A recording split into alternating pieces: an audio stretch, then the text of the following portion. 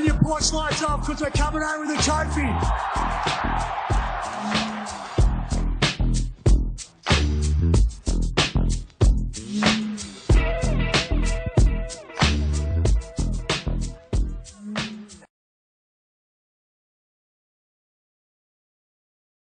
Hey there, welcome to SharkCast Pod, a podcast dedicated to the greatest sporting club in the history of the world, the mighty Cronulla Sutherland Sharks.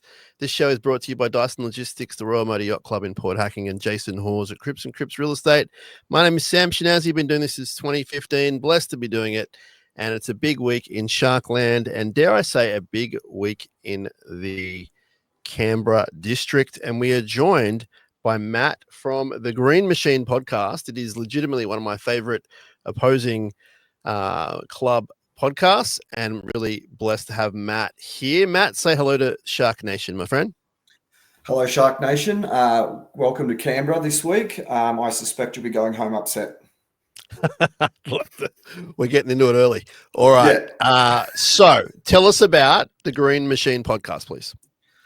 Look, we've been doing this for 330 odd episodes. We've been around for about 10 years now.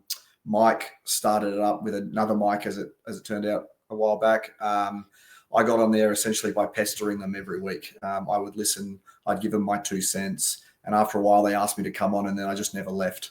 So I've been around for about 9 of those years now.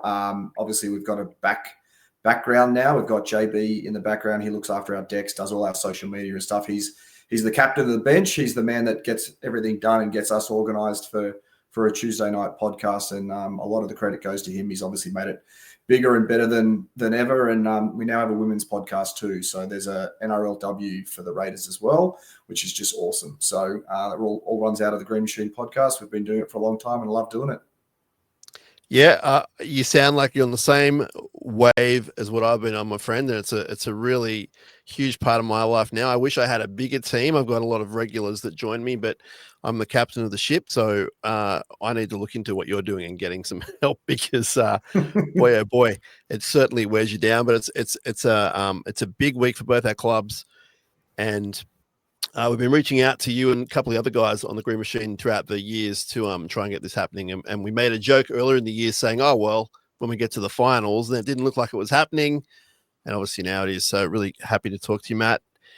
Tell me about your background as a fan. When did you get into being a Canberra fan? What age? What era? Look, I've probably been watching league from about 93. I was all of, I think, about 11. Actually, no, that's not right either. I must have been a bit younger than that. Must have been 9 maybe. My uncle would take me to the odd game. I was probably young enough that I didn't really know what was going on, but let's be honest, that was the Raiders' heyday. So I was lucky enough to stand out on the grassy fields and watch Mal and Ricky run around, even if I didn't necessarily appreciate it when I was first there. But I didn't really get into it hardcore until probably 2000, what would it be, 98 maybe, 98, 99. Okay. My stepdad is a hardcore fan. He's been there since 82. So he got me into it. And then as it turned out, where our seats were in the grandstand, the guy that ran the greenhouse used to sit behind me. And so I got to know him quite well. And then I got into the Greenhouse Forum, which is the Raiders online chat. It's our forum, which has been around forever.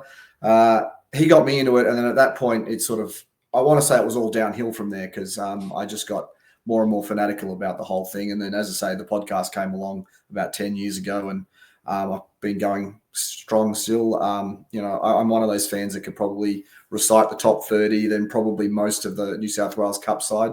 Now that I've got kids, I can't go much further than that, but there were days where I could rattle off Jersey Flegg and half of Harold Matts too. So, it's great. Love it. Been around long enough that I feel like a rusted on fan now. And you've always lived in Canberra? No, I'm an army brat. So I traveled a lot. I lived in 15 different houses in my first 18 years of my life. So it's certainly settled down since returning to Canberra in 93. I mean, I've lived in a few houses, but at least I've been here since then. So I've been here longer than anywhere else, but no, not born and bred. And before we get into current themes, give me a bit of history about you and the Raiders, who's your all-time favorite Raider, for example? Oh, that's always such a hard question. Everyone brings up, like, we've had some immortals play for us. Mal Meninga, I did get to see him play. Obviously, as I say, I was a bit young to fully appreciate it until later, but he's phenomenal. I mean, you've got your Ricky Stewarts and your Laurie Dailies. The boys will hate me for mentioning Laurie because there's a whole shtick on our podcast about me and Laurie. But look, I love Brett Mullins. I love Mark McLinden. I was a big Jack Whiten fan. I was one of the guys spruiking him before he debuted, and then when he leapt out of the skies against the Titans on debut to serve up a try assist for Jared Croker, I said, "See, that's why." Pity that he had to disappear. But another thing is we've replaced him with a pretty handy number 6. Even if the boys will tell you I prefer Galvin, so. It's really hard to pick. It's really hard to pick one. Josh Hodgson's another one. I absolutely loved him when he came over from England. It was sad that he went out the way he did with his ACLs. So look, there's so many, and then you look at a guy like Rapana who retired this year, but moved on from us at the end of the year. So and you of course can't go past Josh Papali, who's just passed 300. So there's a long list of people that I've loved to watch, but picking one's too hard. That's a great history for the club that, been around for a while now, but 1982, more recent clubs in the history of things and just done so much, man. And yeah, you're right. Like, just when you started really off, you guys, I was like, oh man, you could pick. I mean, you've got so many internationals, let alone Origin players, fan favorites. Is this one of your favorite seasons you've watched the team? Yeah, this is right up there. I mean, we lost 5 games all year. We won a minor premiership when we were expected to win a wooden spoon. And not only that, but we were 2 games clear of second. So to say that we were surprised about how we performed this year, I think would be an understatement. No one saw it coming, including most fans.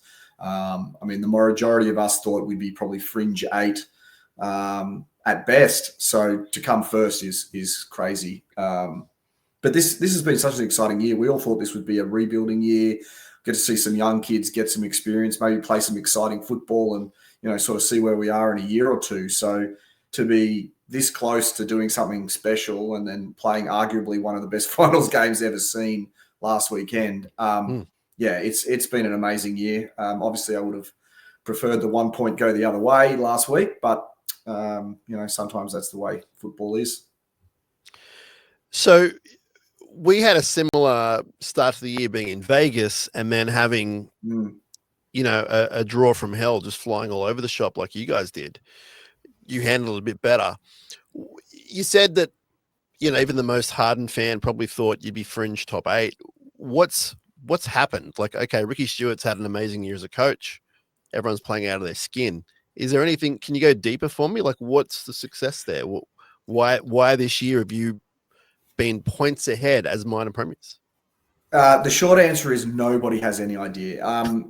It's funny. Like, we've been saying it all year. We can't put our finger on what's different.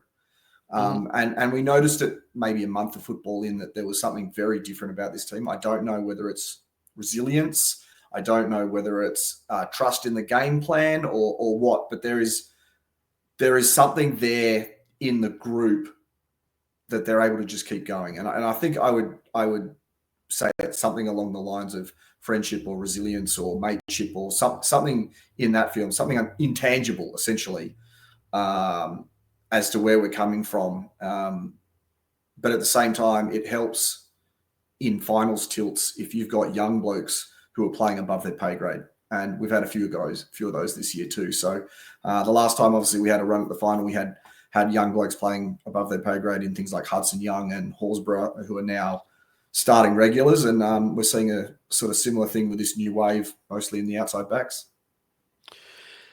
Was there a point in the year when you realized you were on your way? Like, was it the Cronulla game, for example, in all seriousness, or was it later on? Like, because I can think of in 2016, for me, it goes back to a couple of specific games where I went, this is getting weird. I think we've got a really good team here. Can you pinpoint it this year at all? Look, we certainly tried to temper expectations for most of this year. Obviously, by the end of Origin, when we're still sitting in the top, two, we'd obviously had that bad loss to the Bulldogs, which was our only loss to top 8 sides this year. So it was about then that we realised there was something different, and there was something real, and that expectations were starting to be harder to be tempered. But honestly, it wasn't probably till about round 20 when we were sitting way at the top. It was all in our own destiny. We still had a couple of tough games to go. Obviously, we still had to tackle the Storm and the Panthers, but we sort of thought, let's see what happens when we face these. Even a close loss, you sort of felt like, we were in with a shot, and we were certainly mixing it with the best. But to come away with 2 wins, as lucky as they may have been, as I say, it just leads to that resilience and never say die that we've had this year. And then, typified by going 94 minutes against the Broncos. So, these guys just keep battling, which has just been amazing. So can I pinpoint where it was? Not really. But obviously, once we won that minor premiership, a hell of a weight was taken off our shoulders. So, yeah, it's been a good year. How was that last regular season game? We all watched it on telly. How was it at the ground? So obviously at the home game was amazing. It was a weird vibe. Everyone sort of had that expectations. Oh, we're going to beat the Tigers here, and it's going to be a walk in the park. Their season's over. What have they got to lose? And then there were some people like, well, they've got nothing to lose. They'll just throw it around and see what happens. And to be honest, that's kind of the way it went. But we were clearly sort of pumping the brakes and just trying to get through the motions, do the right thing, get the win, and take the points and go home. Because we knew at that point, we win that game, we can go and have a holiday. So they played conservative football and they got there, but ultimately we were able to win the Shield at home. We got it presented to us, which was amazing. And then we all forgot what was really going on with the Dolphins game. As great as it was to see a couple of the younger blokes get a run, none of us were paying too much attention until the scoreboard hit that 44-point mark. We're sort of, that 50-point bracket's coming up. Do we have to worry about this? But, statistics are made to be broken. So let's ignore that and keep rolling on. Yeah, I think when you don't name a single person that you usually name, it's out the window. I would imagine that stat, it was good to see some of your young guys get a go as well, like guys scoring on debut. And it was, that was just a write-off. I didn't think it would be that big a scoreline, but it was. Yeah, we didn't either. It's no shame on anyone. And it's just one of those things. Dolphins didn't have much to play for at that point. They threw the ball around, and they're one of the best attacking teams. Let's talk a bit about your pain from last week, because it is relevant to what we're going to talk about on the show tonight. Sure. It was pretty hectic watching on TV, and as Sharks fans, we were working out who we're going to play. We're booking tickets to Brisbane, booking our accommodation in Canberra. It was flipping and flopping. Talk us through it. It's a game that no one's ever seen before. It was unbelievable. Yeah, obviously the start wasn't real good. First we got pinged for a roll ball that not staying on your feet by Tom Starling after we managed to go 30 metres in 2 tackles. So that was a momentum swing. And then I think ultimately Stagg scoring. It was a nice play by the Broncos, but it was sort of a soft way to start the game. Obviously we got back in it. Hudson Young, a couple of good tries. Our left side, really, really good. Going into halftime, obviously we were up, so most of the crowd was feeling pretty good about the whole thing. We came out in the second half and we were looking really good. We were just sort of holding their momentum, and we were making all sorts of meters, and we definitely had the running of the game. And then, of course, the controversial stuff started. So we have all seen the Reece Walsh highlights, and it's been talked to death, and everyone's had their 2 cents, and I think the consensus has been that Hudson Young should have stayed on the field, and Reece Walsh is probably lucky to have been able to return to the field. Whether it was him going by himself to the sin bin or sent off, it doesn't really matter. We then score about 2 minutes later, Carrigan goes to the bin. So having gone from 12 on 12, when it was probably should have been 13 on 12, it goes down to 12 on 11, which means that man advantage is essentially been reinstated. We scored 2 tries, and Hosking was a ball width away from holding on to a third one, just literally seconds before Carrigan was going to return. I think if Hoskins scores, that's game, set, and match. I don't think Reece Walsh would have been able to run down the 22 points that would have been ahead of him at that point in time. And then, of course, it really started to get crazy. All the boys returned to the field. I don't know what went wrong with us. I suspect we shut up shop, which is a bad move against a Broncos side with that much firepower. And Reece Walsh just played like there was no tomorrow, because, I mean, there was for him, but it felt like it. Certainly channeling Jared Hayne from 2009, pretty much everything he touched turned to gold. We were lucky he missed a couple of goal kicks too, because that essentially kept them away from us. And then, of course, we managed to hold on right up to the very last second, where we thought we'd stop them from kicking a field goal, but somehow the ball did this sort of weird 360 in the space of about 10 metres, and Reece Walsh got the ball again and then was able to snap a field goal.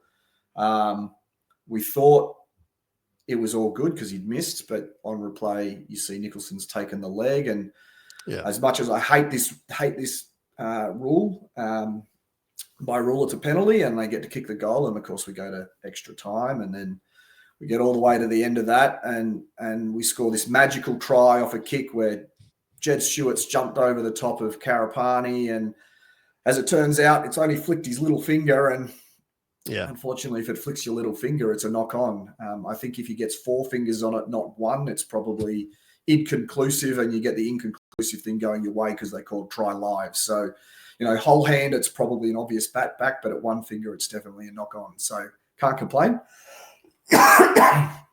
And then it sort of went back and forth a bit, and then Ben Hunt, who had literally done nothing the entire game, reefs one from 38 metres, and it skins the inside of the upright and literally falls over the crossbar. So, heartbreak. Yeah, I didn't mean for you to relive it to give you the heartbreak again, but thank you for that. And what do you think? See, my instant reaction was, oh, cool, we get to play these guys. They've been through a war. They're going to be deflated. All those things you've heard throughout the week. But the flip side of that is they learn from their lessons. Your halfback knows how to set up the field goal. This week he's going to be a lot better at it, et cetera, et cetera. How do you think the Canberra Raiders are going to respond? Like, what do they need to work on? Is it just taking their chances and not letting the other team back in? Because you're up by quite a bit. I mean, you could have won it 3 or 4 times. Like, how do you think the team's going to react? Well, I think the biggest thing for us is that the club had their Meninga medal, which is their awards night on the Monday, which meant they were all straight back together, but they got to do something fun. So doing something fun like that, awards, camaraderie, all that sort of jazz, I think that would have perked spirits. Ricky had already said in the press conference afterwards, I'm not going to flog them this week. If you don't know what you're doing by this stage of the game, you've done something wrong to get this far. So I suspect there won't be a lot being done. For me, I really hope that Fogarty and whomever our alternate kickers are, whether it be KO Weeks or Strange or whoever, have been kicking field goals all week, because we haven't had a field goal kicker since Clinton Schifofsky. Yeah. So we are terrible at setting up the field goal. So if it comes down to 1 point, I'm going to freak out. Now, I really, really wanted to say that I feel just as confident that the Sharks will shank some this week too. But you guys actually lead the comp in field goals this year. So that statistic doesn't feel right, but it's apparently true. So if it comes down to that, I will be exceptionally nervous. We're definitely a better side if we're out in front and leading. But we've been the best last 20-minute team all year. And so I hope that continues, even if it wasn't so great last week. Now, I do a bit of work in the stats world. It's been mentioned, I think, on one of the shows tonight as well, about your right edge, which, if you just look at the numbers, like that's your weakest kind of link. What's going to happen there this week? Is there a way to shore that up? Is it just everyone's got a weak link and that's your weak link? Like, what's the story there? It's been our weak link all year. We've talked about Fogarty and Tomoko's combination all year. It worries me greatly that Trindle has twice as many try involvements this year as Hines does, because that's the side of the field he's on. I think Hero's a fantastic player, so he scares the crap out of me this week. Honestly, I think all teams have a weak link. I don't think it's one of those things where Teams like that. I think in general, also most teams' left side attack tends to be the better side, which means your right side defense is likely to be worse than your left just by sheer volume of attacking sets headed that direction. So, I mean, it's sort of a combination of both. But this has been a problem for us all year. Sometimes it leaks, and it did in the last 15 minutes on the weekend. So I hope the boys find a way to keep it tighter. We managed to do it against you in round 5. So we'll see how we go. Yeah, I think from a Sharks point of view, if we just hammer that side, that's not, I don't want to do that. I don't want to be relying on one thing to leak, and then that's our game plan, So I think the team will be smarter than that, but that is our go-to as well. So it kind of works hand in hand there. Let me ask you, opposition fan talking to Sharks fan and Sharks people listening, obviously, and watching. Tell me, because we get a lot of negativity about our club, and that's fine.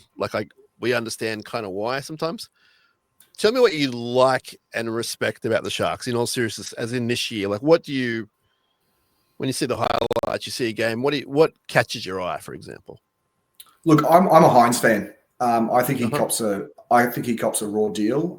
I do think he's playing out of position, although I would argue, despite the fact that he's wearing the number 7, he's really playing 6. I think he's a 5'8". I think he should have played next to Cleary last year. In that game where he ended up playing centre and the poor bastard confidence got shot to bits.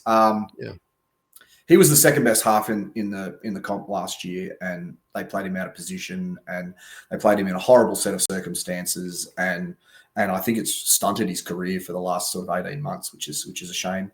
I've already mentioned him. I think Euro's a gun. He's an absolute stud. I love that bloke. He works his butt off. He's good defensively. He's scored in. Did he score in every game this year, or nearly every game this year? He had like last week, did he? Yeah, he had like 9 in a row, and it's sort of stopped for maybe the last 2 weeks. Yeah. The fact that he got injured was unfortunate for him, but I think he's amazing. Look, I think you guys have put a good team together. I think Blake Brayley's form in the back half of this year has been great.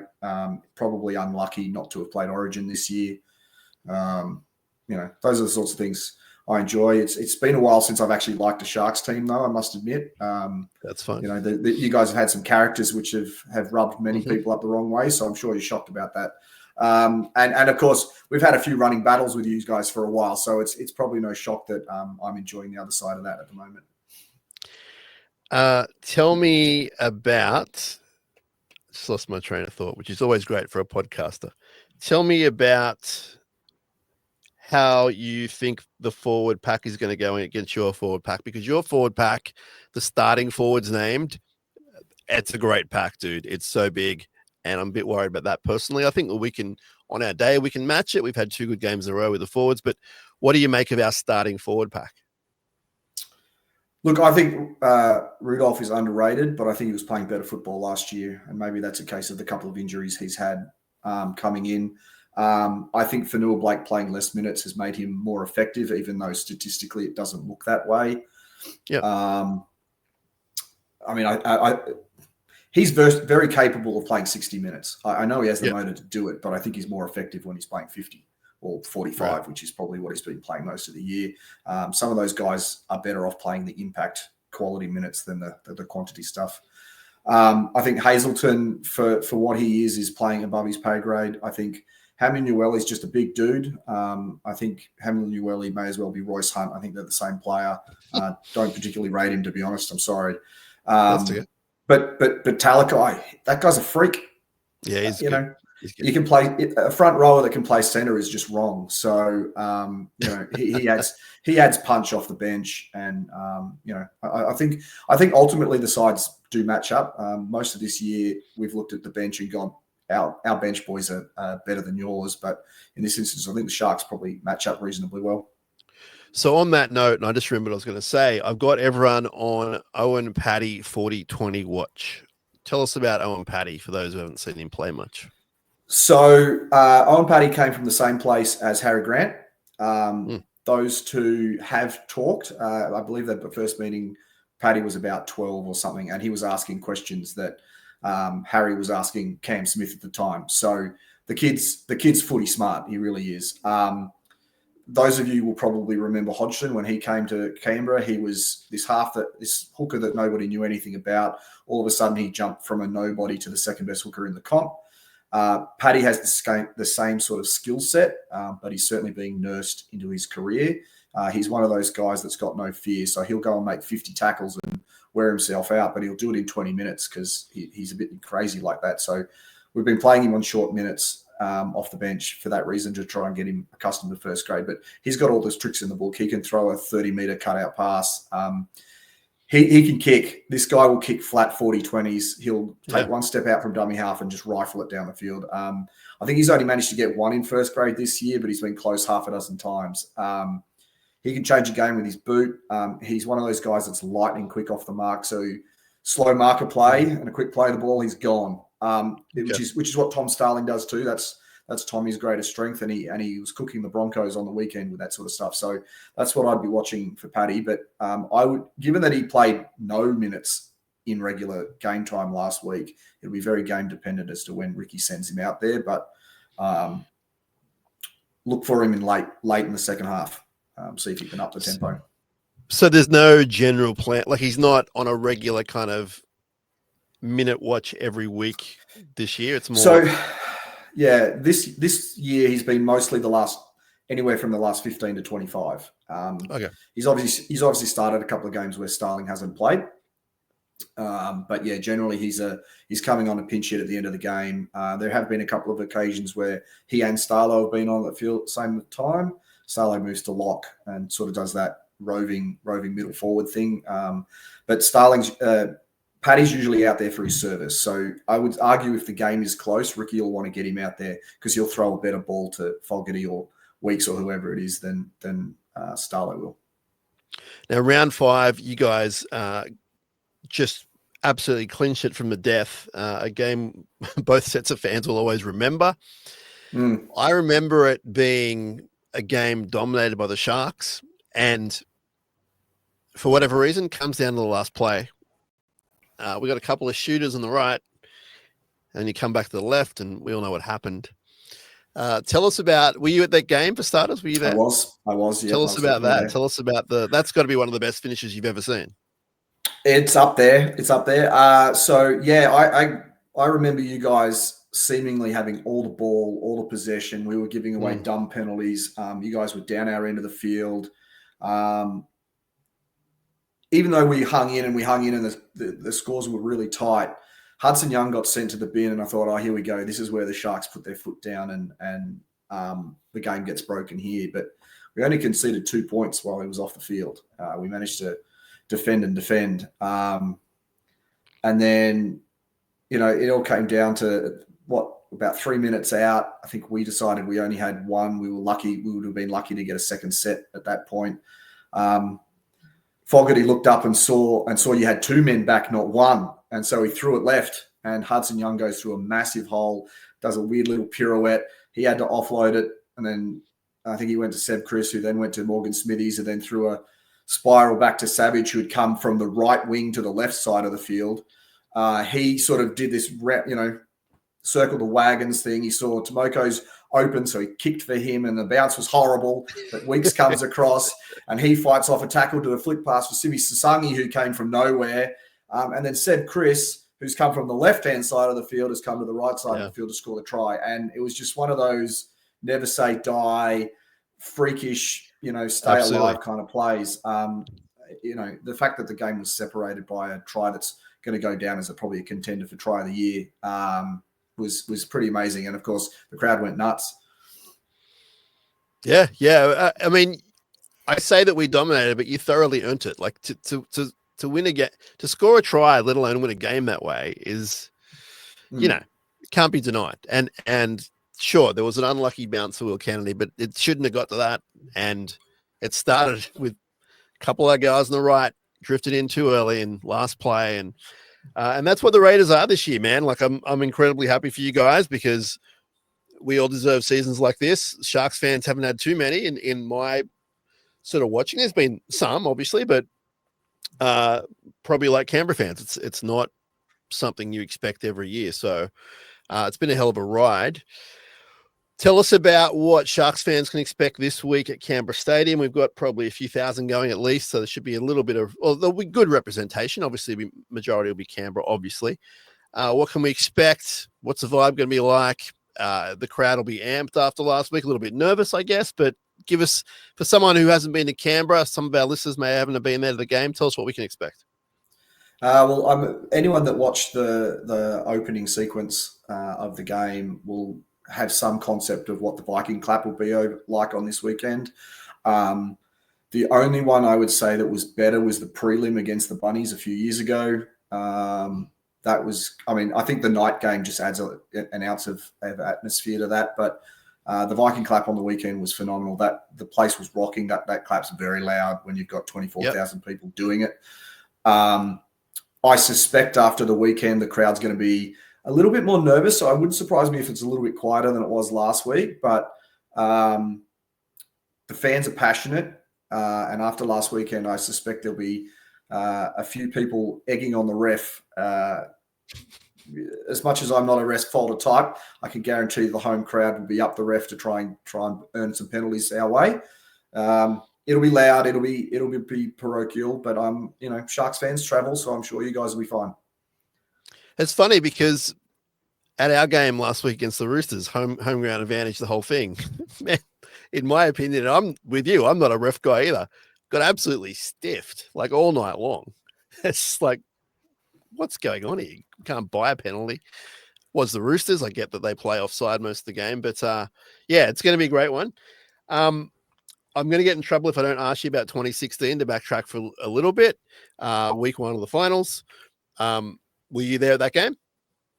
No, I wasn't. Sorry, 2016 against you guys. Sorry, is that right? Was it week 1 of the finals? Yeah. Tell us. Yeah, I would have been. Tell there. us. I'm not razzing you. Tell us about your memories and for people who. Well, I certainly remember someone clapping at the end of the game, which look. Having the clap means you're going to get it back at you. We as fans have to accept that that's a thing, and I actually think that brings character to the game. So very happy for fans to get up us when they win. It's one of those things you got to cop as fans. So I certainly remember that. I remember it being a really good game of football, but at the same time, I can't remember a thing from it. Sure. I was definitely there. I definitely remember how it ended. I definitely went home upset. I couldn't tell you what actually happened during the game. That's okay. I wouldn't have. I wouldn't expected you to go back and watch it like we all would have watched it. I understand that, but to be there would have been incredible. A lot of our listeners were there. I wasn't there for that game, but the Michael Ennis thing. I obviously liked it, but I'm also one of those very kind of, I try to be one of those fair people. People do say I sit on the fence, the whole thing, where I'm like, oh, I don't know about it. It's a bit soon for that. They just lost and now you're doing it in their face. So it definitely brought some theater to it. Sometimes we need to have that kind of bad guy thing going on. Although the Sharks, as you've mentioned, that year we had a lot of bad guys, so to speak. So we didn't really need to rub it in, but we did. But as a game, it was a great game, back and forth. Matt Pryor broke the game open, I think, just before halftime, and scored a solo try pretty much. And it was his first touch, and he went like 40 meters or something. Is that? Oh right? No, it wouldn't have been his first touch. He would have started the game, but he had a very big run to score. We had Maloney next to him. We didn't give it to him, and from that moment we were back in. So great stuff on our behalf. Tell me about, well, we're talking heartbreak. Tell me about, was it 2019? Tell me about that, the big one. So I was actually on the Gold Coast, so I wasn't at the grand final. My best mate was getting married. So he was getting married the next day. So, had got married the day before. So it was too hard for me. I'd done all the logistics about how on earth I was going to get from the Gold Coast back to Sydney and all that sort of jazz. It was all going to be too hard. So it didn't happen. So I was up there for the wedding. So I was at the hotel at the casino there watching with 1,000 of my closest friends at the time. And oh man, that was heartbreaking. And obviously we were right into it, up to our eyeballs. We thought we were ahead.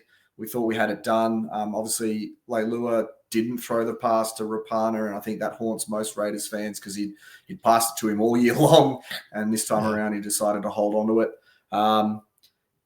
We saw the 6 again wave, and then all of a sudden it got put away. And then we clocked off. And we clocked off for 30 seconds, and they went down the other end and scored, and that was all she wrote. Heartbreaking way to lose, and obviously controversial way to lose, and it's been talked about on and off forever. But again, we were just happy to be there. We were happy to make the final. We were doing things that nobody expected us to do. We'd gone as far as we possibly thought was possible, and the fact that we could almost reach out and touch it just made it that little bit harder. I do remember Mal doing the clap at the start. He might have had a few mates with him. And that was unbelievable. And any clue on what's happening this week? Well, I know we had Josh Hodgson blow the horn on the weekend. We've had 2 Croakers and a Papali join the lifelong members this week. Both of those guys have blown the horn this year too. So not sure who's doing it this week. I must admit, normally I know by now, but I actually don't know. So be surprised to me on Saturday. Is it something that they reveal to the public, or you just have inside information, or how do they do it? Sometimes they do. Sometimes they let people know early on. I'm lucky enough to know enough people that sometimes I find out other ways. But no, I don't know this time around. Okay. It's going to be an awesome atmosphere. It's this time of year, Matt, like elimination final. People are asking me, how do you think we're going to go? Well, you know what? We're in it up to our eyeballs too, but unfortunately, there's no tomorrow. Someone's going to win, someone's going to lose. So it's 50-50 as far as, logistically, scientifically, 50-50. And it's nerve-wracking. Like we all want it so bad, and we get to this point of the year, we're happy to be here. It becomes more desperate. And Matt, stadium's going to be rocking, man. Can you spruik the podcast for me, please? Look, as I say, we're doing it for 10 years. We're very happy to be 330 odd shows into it. We have lots of loyal fans. We've very much made it about our Raiders community. We do lots of stuff for different members. We try and keep tipping comps and fantasy footy comps to keep people engaged. We're very big on mental health. So we have a group chat with people that talk about that. We quite often do the push-up challenge, stuff like that. So very much about the people. We like to think that we call it straight down the line. So we're not affiliated with the club. So we're happy to call a spade when it needs to be said. We certainly try not to be rest folders. Occasionally the refs make themselves a target, but for the most part, we try to avoid it. Obviously this year we've tried to be super positive, and obviously we've had a really good season. So that's made that really easy. So we've been doing it a long time. We love what we're doing. We love our fans. We enjoy talking football because that's what it is. It's mates talking football, which is awesome. So love doing it. Love being part of the Raiders, and I love the fact that we're getting noticed these days. So even in the club, so it's great.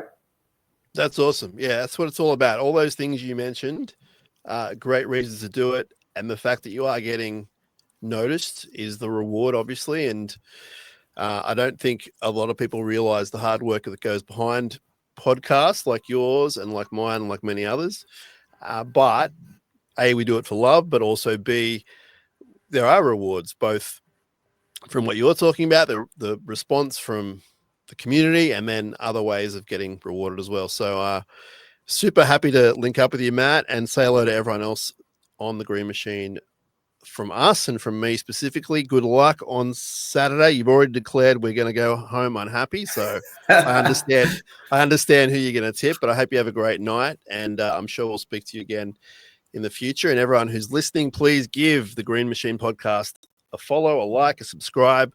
It's free to do. You're helping a fellow community tragic like us, and they're good guys. So please give them our support.